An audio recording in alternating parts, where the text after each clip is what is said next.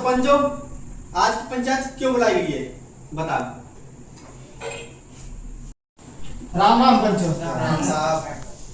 सभापति महोदय, आज की पंचायत का आयोजन इसलिए किया गया है क्योंकि पिछले माह की 1 तारीख को यशपाल चौधरी साहब की बेटी का विवाह हुआ था, जिसमें पवन पटेल साहब ने कुछ कन्यादान किया था और वो 1 माह के अंदर ही कन्यादान उदारदान में बदल गया।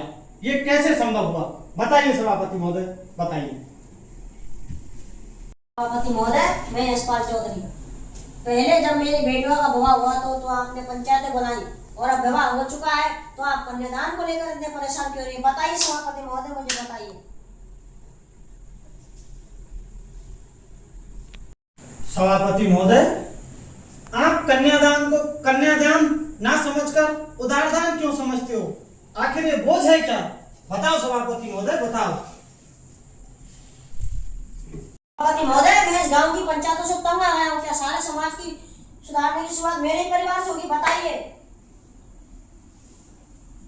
सभापति महोदय, जैसा कि यशपाल चौधरी साहब ने बताया कि क्या सारे समाज को सुधारने की शुरुआत मेरे ही परिवार से होगी, तो मुझे बताइए चौधरी साहब कि अपन सभी समाज में रहते हैं तो किसी न किसी को तो समाज को सुधारने के लिए पहल करनी ही होगी, क्यों ना सभापति महोदय, बताइए।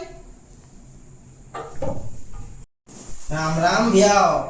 हाँ तो सभापति महोदय, मैं आपके सामने यशपाल चौधरी साहब से कहना चाहूंगा कि मैंने उनकी बेटी के विवाह में 1000 रुपये और एक बाल काटने की मशीन पैशन प्रो कंपनी की दी थी। तो हाँ, तो अगले माह मेरी बेटी का विवाह होने के कारण मैं सभापति महोदय के सामने यशपाल चौधरी साहब से कहना चाहूंगा कि मुझे अपना कन्यादान ब्याज सहित 1000 रुपये के 10,000 रुपये और 10 बाल काटने की मशीन पैशन प्रो कंपनी की सभापति महोदय के सामने चाहिए। राम राम भैया। वाह वाह पवन पटेल, आपने कन्यादान किया था ना कि मुझे उधार दिया था। आप क्या क्या बोलना चाहते हैं? साफ साफ बोलिए। बोलेंगे साहब, बैठो। राम साहब। हाँ तो सभापति महोदय, मैं आपके सामने यशपाल चौधरी साहब से कुछ बोलना चाहता हूँ। मेरे अगले माह मेरी बेटी का विवाह है, इसलिए मैं यशपाल चौधरी साहब से कन्यादान ब्याज सहित वापस लेना चाहता हूँ। अगर मुझे कन्यादान ब्याज सहित वापस नहीं मिला, इस पंचायत में जितने भी पटेल हैं उनका सबका कोर्ट में नाम लिखाया जाएगा। राम राम साहब। प्राणी पंचायत में बेशर्मी के साथ पेश आया मत, पंचों की इज्जत रख। पटेल, आप गांव में कन्यादान को बदनाम करके गांव में सामाजिक बुराइयों को बढ़ावा दे रहे हो। याद रखना, मैं गांव का प्रधान हूं, इसे चुनौती मानकर समझ लेना।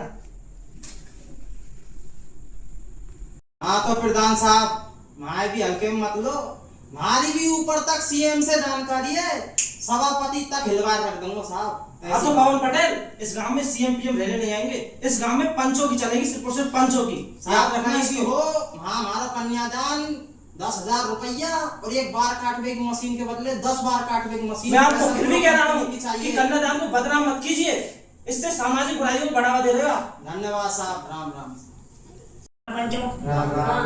मैं गांव के प्रधान से कहना चाहता हूँ कि कन्यादान पर पाबंदी लगाएं, यही मेरी मांग है। मनमोहन पटेल साहब से मैं पूछना चाहता हूँ, क्या कन्यादान पर पाबंदी से समाज सुधर सकता है? हाँ बताओ, कन्यादान उधार बनने से कैसे रोका जा सकता है? कन्यादान अपनी इच्छा से करो, इस उम्मीद से ना करो कि वो वापस लौट आएगा। सभापति महोदय, कन्यादान की इस पंचायत पर आप अपना अंतिम फैसला सुनाओ। है जो यशपाल चौधरी साहब, सभापति महोदय, आपसे मेरी रिक्वेस्ट है, अपना अंतिम फैसला सुनाने से पहले मेरी मांगों को आप ध्यान में रखना। मेरी पहली मांग है कि गांव में कन्यादान को उदारदान बनाने वाले जितने भी सदस्य हैं उनका गांव से हुक्का पानी बंद किया जाए, गांव के चूल्हे चाकी से उन्हें दूर रखा जाए। और मेरी अगली शर्त है कि कन्यादान में सबसे बड़ा दान कन्याओं की शिक्षा देना ही सबसे बड़ा दान है। और एक और शर्त है महोदय, पंचों, शायद आप सब भी सहमत होंगे कि शादी विवाह में खर्चे भी कम किए जाएं। राम राम पंचों। आज की पंचायत का निर्णय यह है कि सावर पटेल द्वारा कही गई बातों का, सारी बातों का मैं समर्थन करता हूँ। यही पंचायत का फैसला है। हेलो गाइस, मैं और हमारी टीम जैसा कि आप देख रहे हो कन्यादान जो कि वर्तमान समय में एक उदारदान बन चुका है, इस प्रकार की जो कुप्रथा है जो अपना एक बहुत बड़ा विशाल रूप धारण करती जा रही है, इसके समाधान के लिए प्रयास कर रहे हैं। आप हमारा सहयोग कीजिए। बहुत बहुत धन्यवाद आपका। जय सिया राम।